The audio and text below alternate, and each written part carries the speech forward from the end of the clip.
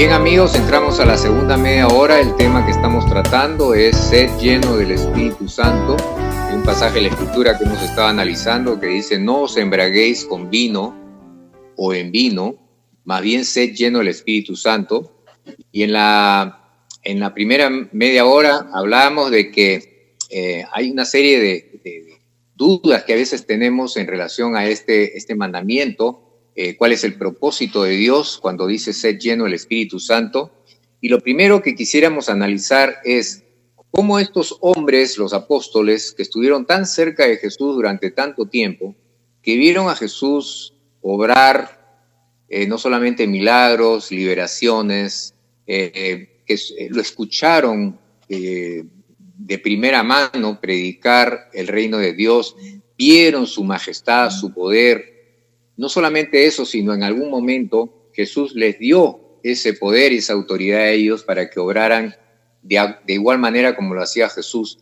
Y a pesar de todo ese tiempo con él, y a pesar de que lo habían escuchado decir una y otra vez que va a ser necesario que él muera, que sea muerto y crucificado y que iba a resucitar al tercer día, sin embargo, cuando él efectivamente muere en la cruz y se presenta vivo entre ellos, ellos no lo podían creer. Y si nos vamos al Evangelio de Lucas, vemos que los discípulos estaban pues todos atemorizados ahí en el aposento alto, y había un grupo de mujeres que habían ido pues a la tumba y habían encontrado que la tumba estaba vacía, y ellas vinieron presurosas a indicarles a los apóstoles: mira, hemos ido a la tumba, está vacía, así que debe ser cierto que Jesús resucitó. Y la Escritura dice que ellos no creían. Después tenemos a Pedro, que Pedro dice que va corriendo a la tumba y también pues verifica que efectivamente la tumba estaba vacía, pero tampoco creía. Después llegan dos discípulos, unos que venían de Emaús y se habían encontrado con Jesús resucitado, y lo habían reconocido en algún momento. Dice la Escritura que de repente desapareció de su vista, y también dieron la noticia de que habían, en este caso ya no solamente que la tumba estaba vacía, sino que habían visto a Jesús resucitado. Y estando en esto y conversando entre ellos, Jesús se aparece en medio de ellos, justamente en el aposento alto, y la reacción de ellos, en lugar de ser una reacción pues de alegría, Jesús realmente ha resucitado, fue una reacción de temor, de miedo. Pensaban que era un espíritu, dice, estaban atemorizados, de tal manera que el Señor tuvo que pedirles que lo toquen a él, comió con él, y les volvió a recordar que él ya lo había dicho, y les reprochó, le dijo: ¿cómo tantas veces les he dicho y no lo entienden todavía? Y ahí en el Evangelio de Lucas, en el capítulo 24, y en el verso 45, hay un verso que siempre me ha llamado la atención y creo que es el punto de quiebre para estos hombres, cuando Jesús dice: entonces les abrió el entendimiento para que comprendan las Escrituras. Entonces les abrió el entendimiento para que comprendan las Escrituras. Entonces, la primera conclusión a la cual llego es que, oye, el hecho de haber estado con Jesús 3 años, el hecho de haber recibido en algún momento de sus vidas este poder para obrar como Jesús obraba, el hecho de haber escuchado todas sus enseñanzas, al parecer no ha sido suficiente, porque no habían pasado por un proceso, como dice aquí, de abrirles el entendimiento para que comprendan las Escrituras.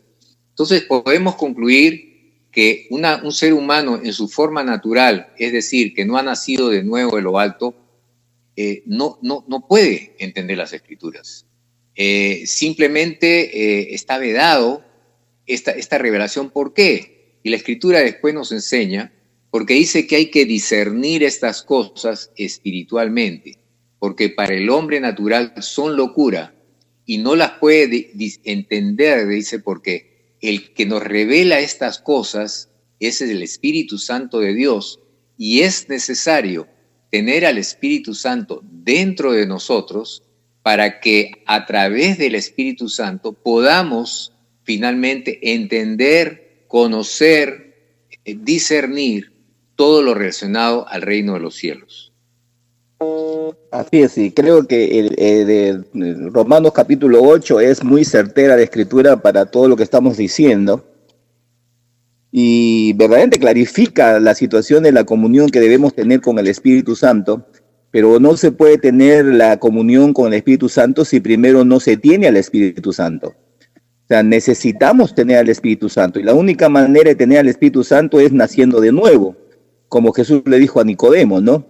Y de tal manera de que la persona ahora tiene que aprender a convivir con el Espíritu Santo dentro de su corazón, y a la medida de aprender a obedecer al Espíritu Santo es que se está cumpliendo lo que dice la palabra, que está viviendo en él. O sea, no podemos decir que vivimos en él cuando nosotros no obedecemos al Espíritu Santo, y eso es clarísimo. Cada uno de nosotros no necesitamos que nos enseñen eso, porque el mismo Espíritu Santo nos los enseña. Nos hace entender claramente que estamos en él o no estamos en él, porque la misma para la presencia del Espíritu nos muestra que estamos en la carne, porque nos hace sentir que estamos ahí haciendo cosas que no son de acuerdo a él, y también nos hace sentir gozo y paz cuando estamos caminando en él. Entonces, verdaderamente no necesitamos a un maestro, un erudito, o estar dentro de una iglesia, o ir a un seminario, a un retiro, ¿no? Cuando verdaderamente lo que necesitamos bien es apartarnos y ser humildes y reconocer nuestro pecado y someternos al Espíritu Santo. Entonces, todo lo demás ayuda, pero lo importante es tomar una decisión de deseo de aprender a obedecer al Espíritu Santo. Y Romanos 8 nos dice claramente eso, ¿no? Sí, esto que acaba de decir Jorge se confirma cuando buscamos en el Evangelio de Juan, capítulo 20, es un pasaje paralelo al que hemos leído hace un momento en Lucas. Es cuando Jesús se presenta en medio de ellos y ellos se asustan y Jesús les reprocha la incredulidad y dice ahí que les abrió el entendimiento. Pero miren qué significa abrirles el entendimiento según el apóstol Juan. Dice, cuando llegó la noche de aquel mismo día, el primer día de la semana, estando las puertas cerradas en el lugar donde los discípulos estaban reunidos por miedo de los judíos, ojo que las puertas estaban cerradas y Jesús pasó directamente, vino Jesús y puesto en medio les dijo, paz a ustedes, o el shalom que se llama el shalom de Dios, ¿no? Y cuando les hubo dicho esto, les mostró las manos y el costado, que es algo similar a lo que dice Lucas también. Dice que les mostró las manos y el costado y le dijo, tóquenme, yo no soy un espíritu. Ajá. Y los discípulos entonces se regocijaron viendo al Señor, y entonces Jesús le dijo otra vez, paz a ustedes. Miren, paz a ustedes. Yo soy su paz. O sea, confíen en mí. Y dice, como me envió el Padre, así también yo les envío. Y habiendo dicho esto, sopló y les dijo, reciban el Espíritu Santo. Reciban el Espíritu Santo tiene un paralelo con entonces les abrió el entendimiento para que comprendiesen las Escrituras. Entonces ahora podemos entender que estos hombres finalmente recibieron el Espíritu Santo y pudieron tener la capacidad de comprender las cosas del reino de los cielos. Y a continuación, el Señor una vez más les vuelve a repetir y dice, así está escrito que era necesario que el Cristo padezca y resucite entre los muertos al tercer día, y que se predique en su nombre el arrepentimiento y el perdón de los pecados en todas las naciones. Entonces, ahora dice la Escritura que los hombres ya entendieron, ya dijeron, caramba, ahora ya todo tiene sentido. Y cualquiera diría, bueno, esto es suficiente para poder nosotros ya cumplir con el encargo de parte de Jesús, que es predicar este evangelio a todas las naciones. Sin embargo, es interesante que a continuación Jesús le dice, pero no se muevan todavía. Ya estaban los apóstoles, ya estaban por salir por la puerta ya. Y Jesús le dice, no, esto no es así de fácil. Una cosa es recibir el Espíritu Santo, lo cual nos da vida y nos permite ya entender como unos niñitos, porque la Escritura nos habla de niños en Cristo, e ir creciendo en el conocimiento del Señor. Eso es una cosa. Y otra cosa es ser un testigo fiel, que ya lo vamos a ver en Hechos 1, y para eso el Señor les dijo, no se muevan todavía hasta que hayan sido investidos de poder de lo alto, hasta que llegue la promesa del Padre, Y eso es lo que va a cambiar toda la situación de estos hombres, según vamos a ver a continuación. Sí, y eso es importante lograr hacerlo, o sea, no nos olvidemos. El lograr hacerlo significa que debemos tener la disposición a arrepentirnos y recibir a Jesucristo en nuestro corazón. Hasta ahí llegó nuestra parte, porque cuando uno ya ha tomado la decisión y ha tomado la decisión de que ha reconocido su pecado y lo reconoce delante del Señor, todo lo demás ahora viene por medio del Espíritu Santo. Y lo que ahora nos toca a nosotros es aprender a obedecer, o sea, aprender a sujetarnos al Espíritu Santo, a la guianza del Espíritu Santo. Por eso que Pablo dijo, ya no vivo yo, más Cristo vive en mí, lo que vivo en la carne lo vivo en la fe del Hijo de Dios. Asimismo también se dijo de que el Espíritu Santo, si hemos recibido el Espíritu Santo, ahora debemos de andar en él. O sea, no solamente es cuestión de recibir el Espíritu Santo, como César lo ha estado diciendo, sino ahora tenemos que aprender a vivir en él. Y aprender a vivir en él es como cualquier, digamos, relación que nosotros tenemos con papá, mamá, hermanos, primos, sobrinos, amigos. O sea, es una dedicación de darle tiempo, espacio, para que esa relación verdaderamente sea próspera. Entonces, de igual manera, humanamente hablando, si hacemos eso, digamos, con nuestros semejantes y nuestras relaciones humanas, de igual manera con nuestra relación espiritual con el Espíritu Santo requiere de tiempo, requiere de espacio, requiere de un tiempo darle al Señor, un espacio del transcurso del día para conversar con Él, para orar, para conocerlo, para meditar en la palabra. O sea, es darle un espacio para que el Señor tome control de nosotros y nosotros nos sujetemos a Él, porque de una u otra manera nos conviene 100% depender del Espíritu Santo, porque así no vamos a estar en una ambivalencia emocional, social, como la que hemos estado viviendo antes de recibir a Jesús. No, vamos a estar seguros, porque vamos a tener la seguridad desde el corazón, vamos a tener esa seguridad en el corazón, en la cual va a trascender en nuestro comportamiento y en nuestra forma de cómo vivimos el Evangelio en nuestros escenarios. Por eso es tan importante la convivencia con el Espíritu Santo, ¿no? Y eso es lo que lastimosamente encontramos, pues, que el diablo ha buscado la forma de robar a la iglesia y robar a los creyentes esa relación íntima con el Espíritu Santo, de tal manera de que ahora solamente leemos la palabra, meditamos, o predicamos, pero de vez en cuando vemos manifestaciones sobrenaturales, de vez en cuando vemos lenguas, de vez en cuando vemos profecía, de vez en cuando vemos milagros, de vez en cuando se supone que la vida normal y natural del creyente es verlo todos los días, porque es como dijo un evangelista, ¿no? Naturalmente sobrenatural es la forma como debemos de vivir. Sí, me acuerdo ese evangelista que utiliza, inclusive tiene un programa, ¿no? Que se llama Así es. Naturalmente Sobrenatural o algo por el estilo, ¿no? Así es, el mismo programa, así es. Bien. Y es correcto, porque eso es verdad, porque es que naturalmente sobrenatural, esa es la vida del creyente. Que como dijo el Señor, ¿no? Estamos en el mundo, pero no somos del mundo. Ajá. Después hay un pasaje que dice, hemos sido tomados del mundo al reino de su Hijo, al reino de la luz. Entonces, han sido trasladados de un lugar a otro. En otro lugar dice, estamos sentados en lugares celestiales juntamente con Cristo. Entonces, ya, si bien es cierto, operamos en el cuerpo humano, pero nuestro interior ha pasado por una cirugía espiritual en el cual dice que ya no vivo yo, ahora Cristo vive en mí. Antes tenía una naturaleza de carne, ahora soy participante de la naturaleza divina. Ahora el Espíritu Santo mora en mí, o sea, ya tengo el mismo Dios está dentro de mí. Antes no estaba. Antes estaba una naturaleza que se oponía al Espíritu. Dice que ahora tenemos la mente de Cristo.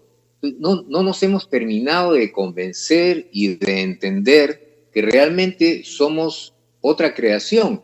Entonces, en la medida que podamos tener tiempos con Dios, en la medida que podamos buscar a Dios y empezar a poner por obra las cosas que hemos creído, y confiar en Él y caminar en el Espíritu, como hemos estado hablando, entonces nos vamos a poder tomar conciencia, oye, yo ya no soy el que era antes, ahora escucho la voz de Dios, ahora puedo interceder y suceden cosas, puedo orar por gente y la gente es transformada, no por mi piedad, sino porque el poder de Dios fluye. Ahora puedo darme cuenta cuando el Espíritu de Dios está triste y cuando el Espíritu de Dios está produciendo gozo y paz, y me empiezo a dar cuenta, pero eso tiene que ser un ejercicio diario, porque el mundo que está afuera también está haciendo su trabajo de poder esclavizar y confundir y engañar a todo ser humano, inclusive a esta persona que ha nacido de nuevo de lo alto, lo va a tratar de aplanar, de que todo eso que ha conseguido, que es sobrenatural, pues como que se diluya, ¿no? Porque dice que ha venido a robar, a matar y destruir.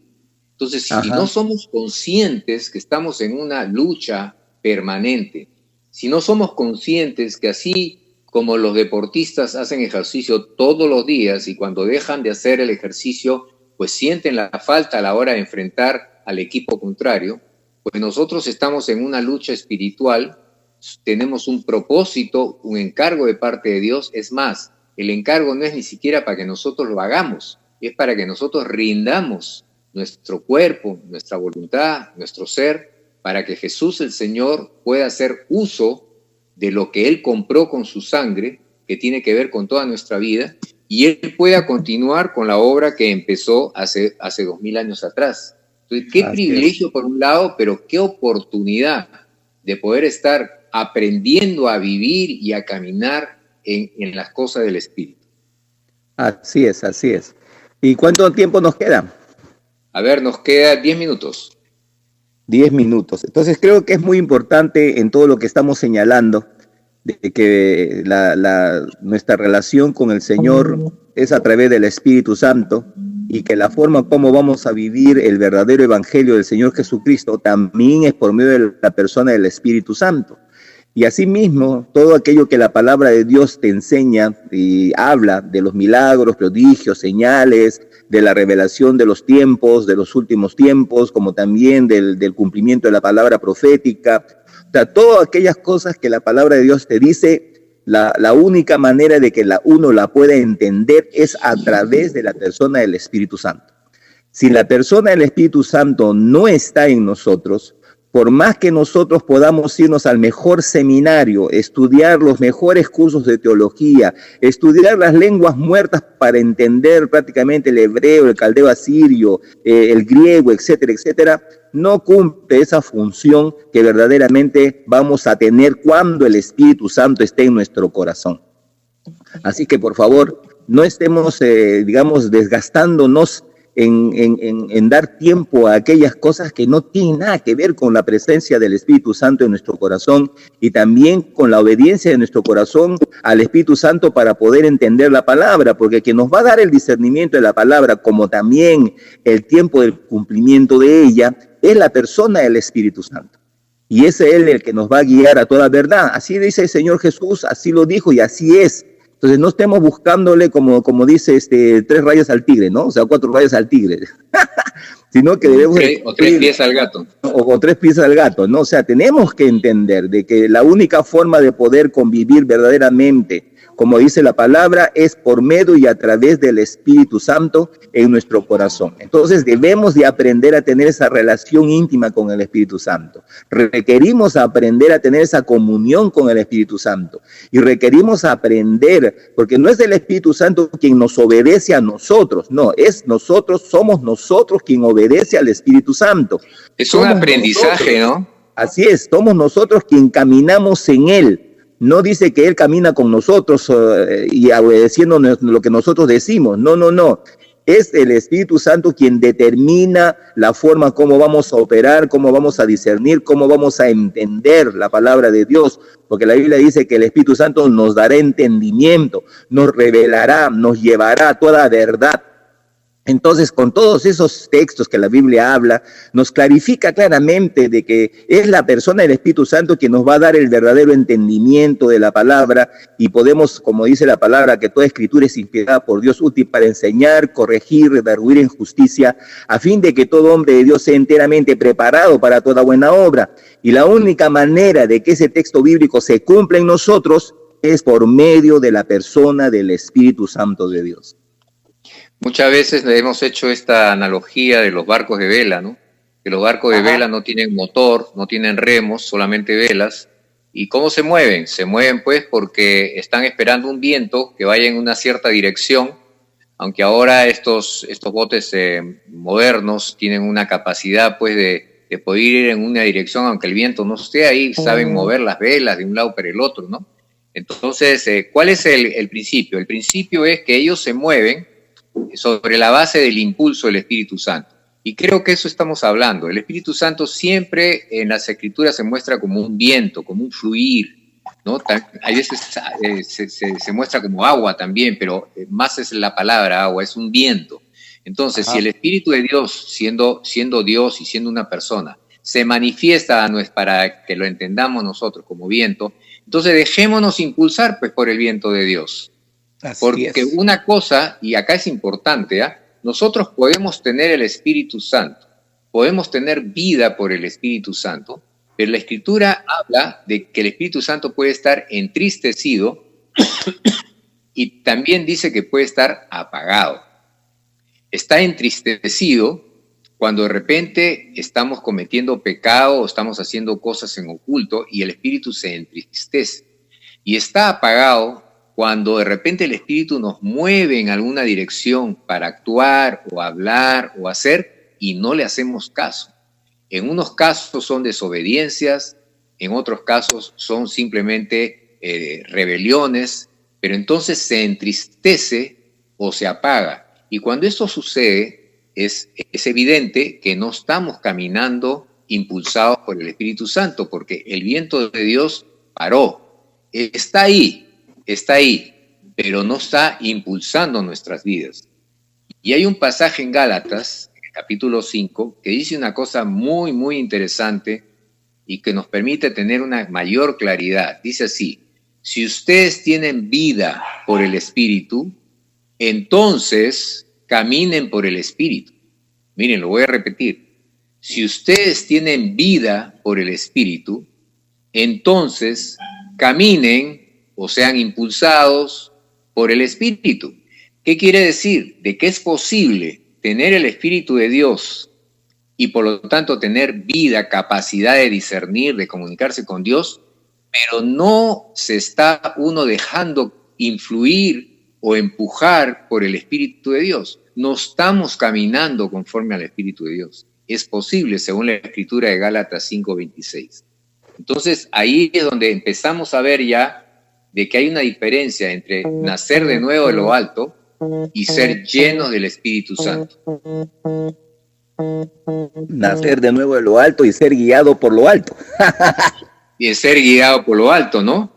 Claro que sí. Y porque bueno, podemos tener vida, pero no seguimos tomando nuestras propias decisiones, ¿no? Así es, ¿no? Y o sea, ¿saben qué? No hemos aprendido a morir. O sea, el problema es que o sea, la Biblia dice que debemos de morir y hay que aprender a morir, porque no puede haber dos personas en un solo cuerpo, debe haber uno quien toma las decisiones y bueno, ahí está el Espíritu Santo quien debe tomar las decisiones. Y tenemos un caso muy, muy interesante en las Escrituras, ahí en Hechos 1, que es el apóstol Pedro, que después que el Señor ascendió a los cielos, se fue con los apóstoles y los discípulos, que la Escritura dice que eran como 120, se fueron, dice que estaban orando y perseverando, porque hubo un periodo como de 40 días, que dice que el Señor se les presentaba y les hablaba de las cosas del reino. Pero llegó un momento en este tiempo que dice que Pedro se levantó en medio de los hermanos y dijo y recordó que la participación de Judas en el sentido que había traicionado al Señor. Y él dijo en ese momento de que en la Escritura se había previsto esto, lo de Judas, habló lo que pasó de Judas, que lo compraron con 30 monedas de plata, etcétera. Pero en algún momento él llega a una conclusión y dice lo siguiente, Dice, porque está escrito en el libro de los Salmos, sea hecha desierta su habitación y no haya quien more en ella, y tome otro su oficio. Y él concluye después de leer este salmo o recordar este salmo, Dice, es necesario pues que de estos hombres que han estado juntos con nosotros todo el tiempo que el Señor Jesús entraba y salía entre nosotros, ¿no? Es necesario que uno sea hecho testigo con nosotros de su resurrección. Y dice que señalaron a dos, a un tal José, a un tal Matías. Por supuesto lo escogieron sin pedir dirección de Dios.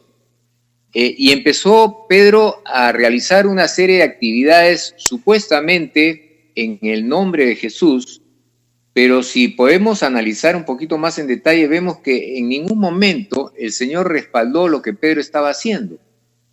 Entonces, como Pedro, oye, ¿por qué es que tú has decidido poner un apóstol más si yo no te he dado esa indicación en lo que le diría a Jesús? Porque dice que no solamente escogieron ellos a las personas, ni siquiera oraron por eso, sino que para decidir cuál de los dos era, dice que echaron suertes. Entonces, ¿dónde está la voluntad de Dios en esto? Entonces vemos un Pedro que, por otro lado, estaba revisando los salmos que él dice, no sea hecha desierta su habitación y no haya quien more en ella y tome otro su oficio. Me fui a buscar esos salmos y yo pensé que era un salmo, pero no, son dos salmos diferentes. Uno es el Salmo 69 y el otro es el Salmo 109. Y estos salmos hablan de unos hechos, pero no necesariamente están hablando aplicado a Judas. Está hablando de otra circunstancia. Y él, mira, un hombre que ya había nacido de nuevo en lo alto, sin embargo todavía no tenía ese rendirse a los pies del Señor, rendirse a la dirección del Espíritu Santo, y empezó a tomar una serie de decisiones. Por ejemplo, escoger a dos hombres sin haber pedido la dirección de Dios. La Escritura no dice que oraron por eso, simplemente los escogió y después pedirle a Dios que escoge entre ellos Dios, como si el Señor hubiera escogido. El Señor, sabemos por las Escrituras que después escogió a Pablo, ¿no? Ese fue el que escogió a Pablo. Sin embargo, Pedro escogió a Matías.